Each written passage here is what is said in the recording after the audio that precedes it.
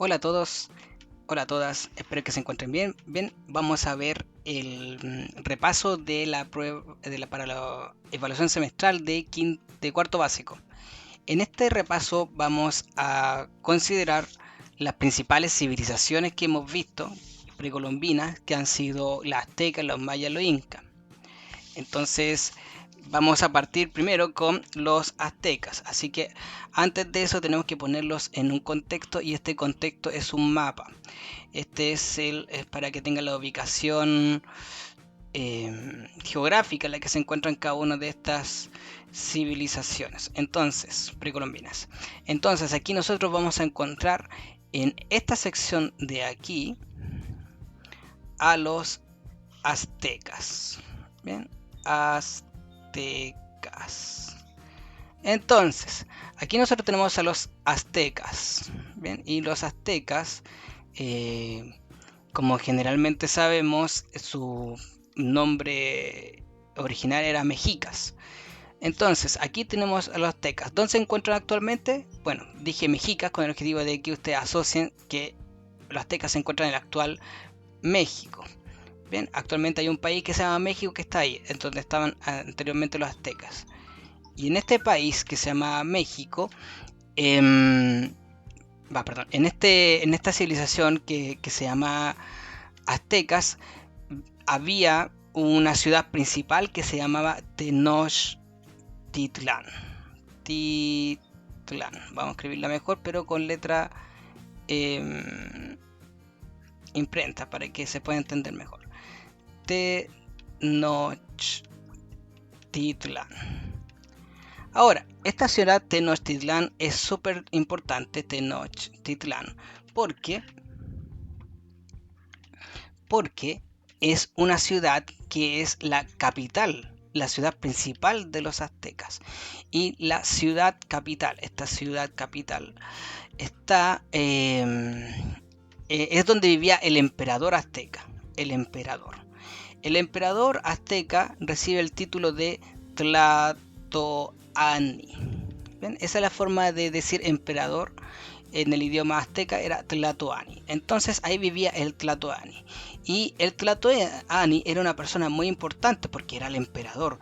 Entonces tenía que estar muy bien resguardada, muy bien cuidada. Entonces los aztecas tenían algunas tradiciones y una de esas tradiciones era la de los sacrificios. Los sacrificios humanos. Esto es parte que no sabemos si con toda certeza si es verdad o no. Generalmente creo que se hacía por el hecho de que hay muchas tradiciones que fueron pasadas de boca en boca, entonces se decían cosas que quizás tal vez no eran. En este caso están los sacrificios humanos y los sacrificios humanos se caracterizaban porque generalmente los aztecas iban a otros pueblos y avisaban que los iban a atacar. Entonces, a este pueblito le daban la oportunidad de defenderse. ¿Con qué objetivo? Con el que estuvieran preparados para el ataque. Entonces los aztecas o a veces atacaban por sorpresa, pero normalmente hacían unos ataques con el objetivo de que se defendieran. ¿Cuál es el objetivo de que se defienda? Es poder capturar personas. Capturar personas. A veces estas personas eran vendidas como esclavos, pero otras veces eran sacrificadas. Entonces, ficadas. Entonces, los que eran sacrificados tenían un requisito. Para ser sacrificado por los aztecas tenías que ser una persona que haya defendido, que haya sido un héroe, que haya participado en un heroicamente en la defensa de su pueblito. No podía ser un ladrón, un criminal, un cobarde, no. Esta persona tenía que ser una persona que fuera heroica, fuerte, resistente. Esas personas eran sacrificadas. ¿Por qué? Porque los dioses buscaban la sangre de los héroes. Los dioses buscaban la sangre heroica Entonces, a un dios no le puedes ofrecer la sangre de un cobarde, tiene que ser la sangre de un héroe. Y por lo tanto, generalmente cuando iban a estos pueblitos a capturar esclavos, también capturaban a los grandes defensores del pueblito, a los que se oponían, a los que luchaban contra los aztecas, y los capturaban para después ir a sacrificarlos, porque esa sangre de esa persona que defendió ese terreno es una sangre heroica, de un héroe, y esa sangre es la que le gusta a los dioses. Entonces los dioses, según los sacerdotes aztecas, entonces los dioses buscaban sangre y a cambio los dioses le entregaban la posibilidad al planeta, al mundo, de seguir existiendo. Si no habían sacrificios, los dioses iban a destruir el mundo, o al menos eso era lo que se traspasó a los aztecas. Entonces muchos pueblitos odiaban a los aztecas, a los mexicas. Muchos pueblitos odiaban a los mexicas. Entonces, para evitarse problemas, eh, los pueblitos siempre esperaron a alguien que cobrara justicia y que atacara a los aztecas. Y los aztecas sabían esto, sabían que en algún momento alguien los iba a atacar. Entonces los aztecas se preguntaban dónde podemos hacer una ciudad que esté muy protegida. Y ahí, entre medio de algunas montañas, se encontraron con un lago. Bien, un lago. Y alguna persona, algún azteca, tal vez que tal vez haya tenido una idea, se le ocurrió, oye, ¿y si construimos la ciudad en el centro del lago? Y ahí los aztecas le habrán dicho, no, pero ¿cómo construir en el centro del lago? Y sí, pues podemos rellenar con tierra y ahí construimos las casas. Entonces los aztecas lo que hicieron fue fundar esta ciudad que se llama Tenochtitlán, y la fundaron ahí, en el medio del lago. Entonces ahora tienen una ciudad construida.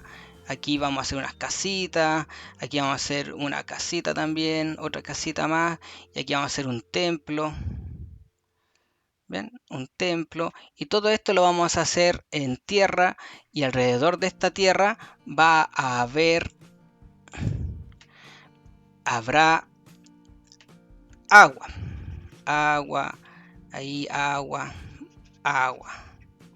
¿Ven? Y alrededor de esta agua, como esto es un lago, alrededor de un lago siempre hay más tierra. ¿Ven? Entonces, ¿qué hicieron los aztecas? Los aztecas dijeron ya, tenemos ahora una ciudad muy muy bien protegida, aquí estamos nosotros, jajaja, no nos pueden atacar porque un enemigo puede pararse aquí y puede decir, ya voy a ir a atacarlos, y este enemigo va a tener que cruzar nadando para acá, y de aquí otra persona va a estar con un arco tirándole flechas, y ahí esta persona se va a morir y se va a ahogar, o se va a ahogar y después se va a morir. Entonces estaban muy bien protegidos, no tenían ningún problema, pero sí se empezaron a dar cuenta de que había un problema bien grave porque no conseguían alimento. Si viven aquí en una isla, aquí no hay un bosque y tampoco hay campo, entonces no tienen espacio para cultivar. ¿Qué pasa si ponen sus campos aquí? ¿Qué pasa si los aztecas van y colocan sus campos acá y se ponen a cultivar aquí? Resulta que cualquier día pueden venir unos guerreros de otras tribus que los odian y van a atacar estos campos, los van a destruir, y los aztecas van a quedar aquí sin alimento y se van a morir de hambre. Entonces, para solucionar esto, los aztecas dijeron ya, no podemos poner los campos aquí porque si no los van a destruir. Entonces lo que vamos a hacer, pequeñas islitas, y en estas pequeñas islitas que están aquí, nosotros vamos a cultivar. Esas islitas tienen un nombre, y ese nombre que tienen estas islas chiquititas se llaman... ¿Cómo se llaman? ¿Cómo se llaman? Se llaman con una M, Chinampas. Así se llaman estas pequeñas islitas que crearon los aztecas en la ciudad de Tenochtitlán para poder cultivar. Porque como sabemos, ellos tenían muchos pueblos enemigos que querían atacarlos, pero como estaban en medio de una isla, en un lago, entonces estaban bien defendidos. Pero como no podían poner los campos aquí porque estos enemigos iban a atacar, a los aztecas se les ocurrió hacer pequeñas islitas y ahí cultivar el alimento con el que se alimentan la gente que vive en la ciudad de Tenochtitlán. Obviamente van a tener que construir unos puentes que vayan a conectar con el borde del lago, pero todos estos puentes van a estar muy bien cuidados por muchos guerreros y que van a definir quiénes llegan adentro de la ciudad y quiénes salen dentro de la ciudad. Pero este es el objetivo de esta gran ciudad de Tenochtitlan. Entonces ellos cultivaron en algo que se llaman chinampas, y esa fue una solución para que los aztecas pudieran comer, porque si no se iban a quedar sin alimento. Bueno, como esto es un repaso, vamos a terminar eso ahí con los aztecas, y ahora vamos a continuar con otra civilización que se conocen como los mayas. Entonces vamos a tirar esto para acá y vamos aquí a continuar con los mayas. ¿Dónde se encuentran los mayas? Lo voy a poner en otro color, lo voy a poner aquí. En esta sección de aquí se encuentran los que se llaman, vamos a poner acá, vamos a poner aquí a los mayas. Bien, y los mayas. Ahora vamos a ir aquí abajo y vamos a ver cómo es el tema de los mayas. Resulta que los mayas se ubicaron en la zona, los mayas, aquí vamos a poner aquí, los mayas se ubicaron en la zona de Centroamérica o América Central. Pero esta zona de acá tiene una característica, que es que hay muchas selvas. ¿Qué son las selvas? Son un conjunto, son un espacio muy grande que está lleno de árboles. Entonces aquí, por ejemplo, están llenos de árboles, muchos árboles. Muchos árboles. Bien, aquí están los troncos, estos son los troncos y aquí están todos los árboles. Entonces los mayas lo que se encontraron es que cuando, por ejemplo, decían, ya, nosotros vamos a poner aquí una ciudad. El problema que ellos tenían es que para poner ahí una ciudad, para empezar a construir casas, necesitaban sacar estos árboles. Tenían que sacar estos árboles. Entonces, ¿qué empezaron a hacer? Empezaron a ocupar una técnica que se llama tala y rosa, con Z, no con S, porque rosa es con S en la flor. Entonces, tala y rosa. Entonces, ¿qué quiere decir tala y rosa? Que iban a donde el árbol, y ese mismo árbol o ese mismo bosque, aquí están los bosques, lo iban cortando en trocitos. Entonces aquí va a haber un maya que va a ir con un hacha y va a empezar a cortar el árbol. Eso es talar. Después el árbol se cae, poink. Aquí también va a cortar esto, toink. Y después va a cortar esto, toink. ¿Ven? Y los árboles se van a cortar. Eso es tala. Y lo que es rosa quiere decir que después de que hacían ese paso, continuaban con quemar el lugar. ¿Para qué quemar el lugar? ¿Por qué quemaban ese lugar? Ese lugar lo quemaban con el objetivo de que se murieran todas las raíces y quedara todo bien planito. ¿Por qué querían que quedara todo bien planito? Porque así ellos pueden construir ciudades en ese lugar. Eso de quemar ese lugar para que después quede todo planito se llama rosa. Tala es cortar los árboles, rosa es quemar el lugar, y de ahí entonces va a quedar todo bien planito. Y ahí en ese lugar bien planito van a poder construir sus casas y van a poder construir sus templos, y después sus templos van a poder tener ahí a los sacerdotes. Entonces aquí tendríamos a los mayas, y los mayas obviamente construían su ciudad en medio del bosque, pero por ejemplo, ocuparon, aquí estamos hablando de un bosque bien gigante, una selva bien gigante, y aquí hay puros árboles. Vamos a hacer como que un avión está pasando por encima y está mirando aquí entre medio de los árboles, y aquí entre medio de los árboles van a ver que hay unas casitas, y acá hay unas casitas, y aquí hay unas casitas, y aquí hay unas casitas, y aquí hay un templo. Entonces, eso es lo que van a ver desde el aire, si estuvieran volando por encima de la selva, y ustedes verían que alrededor de toda esta selva, perdón, alrededor de toda esta ciudad hay una selva. Y si siguiéramos viajando, veríamos más árboles, más árboles, más árboles, hasta que mucho rato más viajando, ustedes van a encontrar con un espacio entre medio de la selva, y ese espacio entre medio de la selva, ahí también hay otra pequeña ciudad maya. Bueno, resulta que en estas ciudades mayas, como son rodeadas por selva, tienen un problema.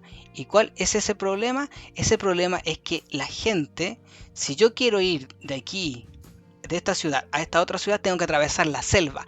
Y la selva está llena de animales salvajes. Está llena de peligros la selva. Peligros. Hace mucho calor. Es muy calurosa la selva. Está lleno de insectos que son venenosos, plantas venenosas. Entonces, caminar por acá entre medio es un peligro muy grande. Por eso estas ciudades generalmente vivían apartadas. Solamente se conocían entre sí las personas que vivían ahí dentro de esta ciudad. Era muy difícil que alguien de esta ciudad atravesara este lugar para llegar a esta otra ciudad, porque había muchos peligros. Normalmente se iban a morir. Entonces estas ciudades tenían sus propios gobernadores, sus propios gobiernos, y por eso estas ciudades eran conocidas como ciudades-estado. ¿Qué quiere decir ciudad-estado? Que ellas mismas se gobiernan solitas. No hay un emperador que dirija a esta ciudad y que dirija a esta ciudad también. Un emperador. No hay un emperador. No hay un emperador que dirija a esta ciudad y a esta ciudad, sino que cada ciudad tiene su propio rey, su propio gobernador, y se gobiernan solitas. Y por eso también comerciar entre esta ciudad y esta otra también es muy difícil. Si a mí me sobra aquí, por ejemplo, un alimento como el maíz, el choclo, y lo quiero ir a vender a esta otra ciudad, tengo que atravesar la selva, y eso es un grave problema, porque atravesar la selva implica muchos riesgos. Mucho riesgo. Hay muchos bichitos que están ahí esperándome, hay muchos animales que están esperándome en la selva para devorarme, hay muchas plantas venenosas que puedo tocar sin darme cuenta mientras estoy caminando y me puedo morir. Hay muchas dificultades. Y son tantas las dificultades que cuando, por ejemplo, los mayas querían cultivar, si se les ocurría plantar una plantita, aquí vamos a hacer como que hay tierra, y aquí ponen usted una semilla, la semilla después de eso va a crecer en una planta, ¿cierto? Pero de pronto va a venir un ratoncito, ahí vamos a dibujar un ratoncito con las dos orejas, y las patitas, y la colita, y las alas, y se va a querer comer la planta. O lo mismo va a tratar de venirse un animal, una abejita o un insecto, y va a empezar a comerse la planta. O tal vez algunos bichitos que van a subir desde la raíz y se van a querer comer la planta. Entonces son tantas las cosas que hay aquí entre medio de la selva que es muy difícil cultivar. Y para evitar eso, ahí dice no dice cultivar, dice otra cosa. Entonces para evitar, para cultivar, los mayas desarrollaron algo que se llama milpa. ¿Qué es la milpa? Resulta que los mayas se dieron cuenta de que habían plantas que si las plantaban al lado de esta otra planta de acá, esta planta, por ejemplo, podía crecer alrededor del tallo de la planta principal. Y resulta que esta planta, por ejemplo, el ají, espantaba a los bichos.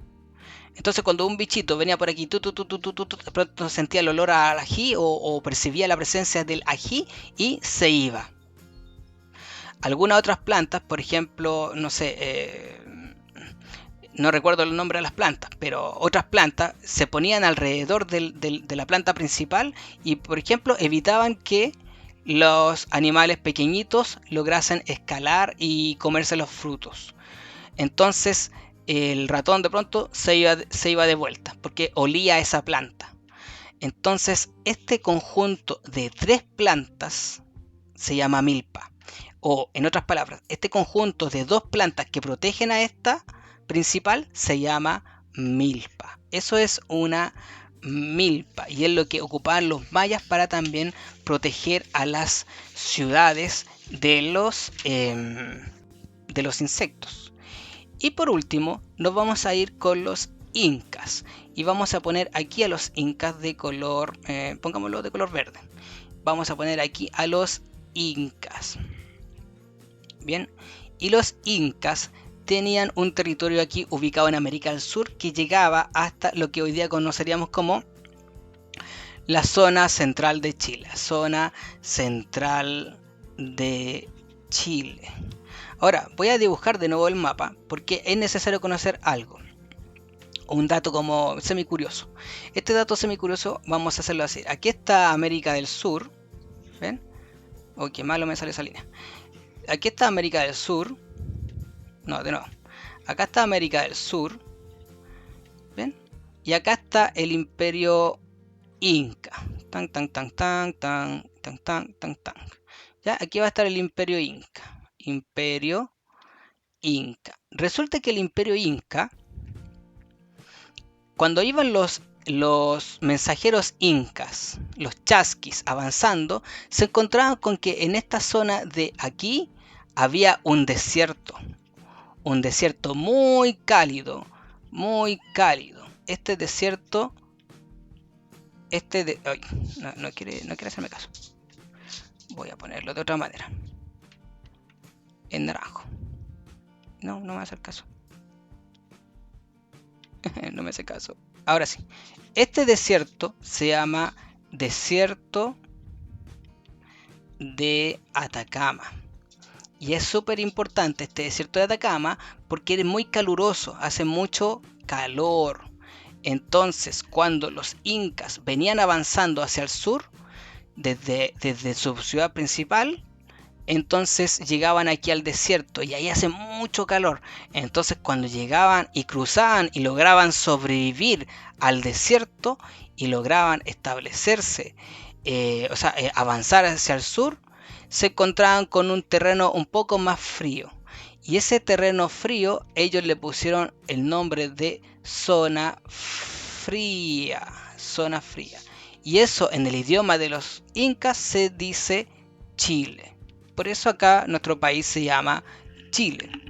Porque los incas cuando venían desde el norte, desde el imperio inca, atravesaban el desierto de Atacama con mucho calor y se encontraban con una zona un poco más fría, donde hay más frío en las mañanas, donde hay neblina, y le pusieron zona fría comparada con el calor que estaba acá. Y eso en idioma inca se llama Chile.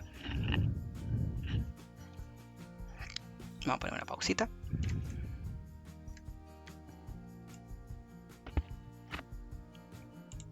Bueno, ¿qué tenemos acá? Vemos aquí que se llama Chile. Ahora, vamos a ver lo del imperio del imperio inca. Y nosotros tenemos que entender algo. El imperio inca no se llama imperio inca, se llama imperio del Tihuantinsuyo. Y el imperio del Tihuantinsuyo, ese es el nombre. Ahora, van a haber estudiantes que van a decirme que es Tahuantinsuyo. Pero Tihuantinsuyo o Tahuantinsuyo da lo mismo en este caso. En algunos libros aparece como Tihuantinsuyo, en otros libros aparece como Tahuantinsuyo. El imperio del Tihuantinsuyo o Tahuantinsuyo es el nombre real. ¿Quién es el Inca? ¿Qué es Inca entonces? Inca resulta ser el nombre del emperador. El emperador se llama Inca. Ese es lo que es Inca, el emperador. Y el emperador es hijo del dios Inti. Los incas, los tihuantinsuyenenses, tenían un dios principal. Y ese dios principal se llamaba Inti. Y ese dios Inti había designado a una persona humana que iba a ser su hijo. Y ese iba a ser el nombre, el Inca, el emperador. Entonces todos los emperadores dicen: yo soy descendiente del dios Inti. Ahora, debajo de los incas están los nobles. Y los nobles son los parientes del Inca. Luego vienen los artesanos. ¿Los artesanos quiénes son? Los artesanos son los que trabajan la tierra, los artesanos son los que trabajan creando cosas. cosas con greda, como vasijas, como fuentes, como ollas, los que trabajan en telas creando ropa, los que trabajan la madera creando mesa, silla, etc. Esos son los artesanos. Luego vienen los campesinos. Y los campesinos son los que trabajan el campo, los que están trabajando la tierra, cultivando, cosechando, son los agricultores. Ellos son la mayoría de las personas. ¿Por qué son la mayoría de las personas? Porque la mayoría de las personas que vivían en el Imperio del Tihuantinsuyo eran campesinos. Ahora, ¿por qué yo estoy diciendo personas? La mayoría. Alguien me diría, pero si los esclavos son muchos más, fíjense, profesor, aquí hay más espacio que aquí arriba. Aquí arriba hay menos personas y aquí abajo hay más personas. Entonces le voy a decir, no, porque los esclavos no son personas, son objetos, son cosas de una persona. Un campesino puede tener un esclavo, pero aquí no hay dos personas, aquí hay solamente una persona, y esa persona es el esclavo. Perdón, el campesino. El esclavo es una cosa, es una propiedad de la persona, es una propiedad del campesino. Un esclavo trabaja para el campesino, pero la diferencia es que el esclavo no es libre, no tiene libertad. El campesino sí. El campesino es una persona, el esclavo no es una persona, es un objeto. Entonces, como es un objeto, no tiene libertad. Y como no tiene libertad, entonces no puede hacer lo que quiera. Una persona sí puede hacer lo que quiera. Ahora, ¿qué es lo que tenemos? Ese es el aspecto social. ¿Se acuerdan de lo social y lo político y lo religioso? Bueno, esto es lo social. Vámonos a lo político.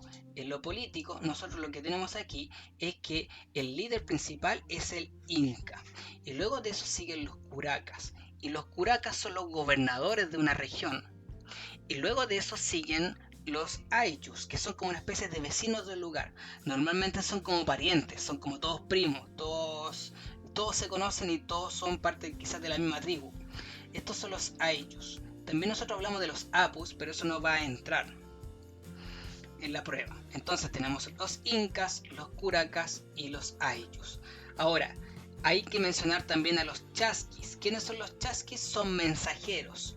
Y los mensajeros van de un lugar del imperio a otro recorriendo a través de los caminos. Entonces un inca, por ejemplo, puede decirle a un chasqui, envía un mensaje hasta la zona central, llévatelo a Chile.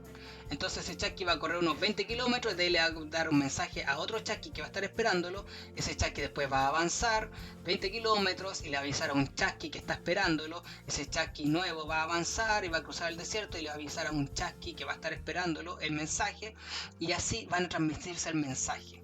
Los chasquis eran los mensajeros. Bien, ahora, ¿qué es lo que tenemos? Nosotros comparamos las civilizaciones con Chile y nosotros llegamos a una revisión de lo que pasaba. Chile no es un imperio, es una república democrática. ¿Cuál es la diferencia? En el imperio hay una persona que manda y tiene todo el poder.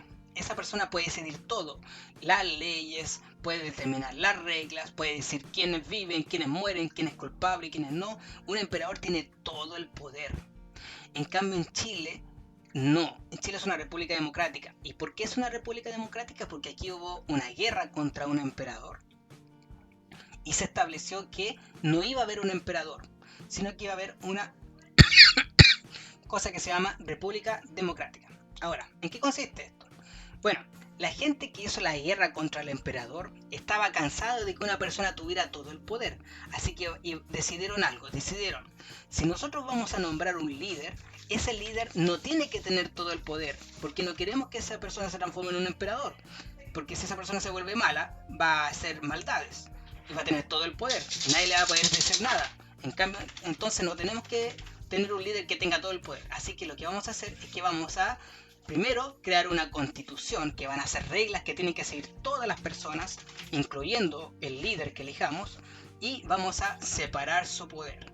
¿Cómo vamos a separar su poder? Antes el emperador tenía todo el poder, pero ahora ya no va a tener todo el poder. Primero, esa persona que nosotros vamos a designar se va a llamar presidente de la república. Y esa persona que se llama presidente de la república va a poder gobernar, pero no va a poder hacer las leyes como lo hacía el emperador, ni tampoco va a poder decidir quién es culpable y quién no. Solamente va a gobernar. esa persona va a tener el poder ejecutivo. Debajo de esa persona hay otros funcionarios, por ejemplo, está el presidente, están los ministros, están los gobernadores regionales y los alcaldes. ¿Bien?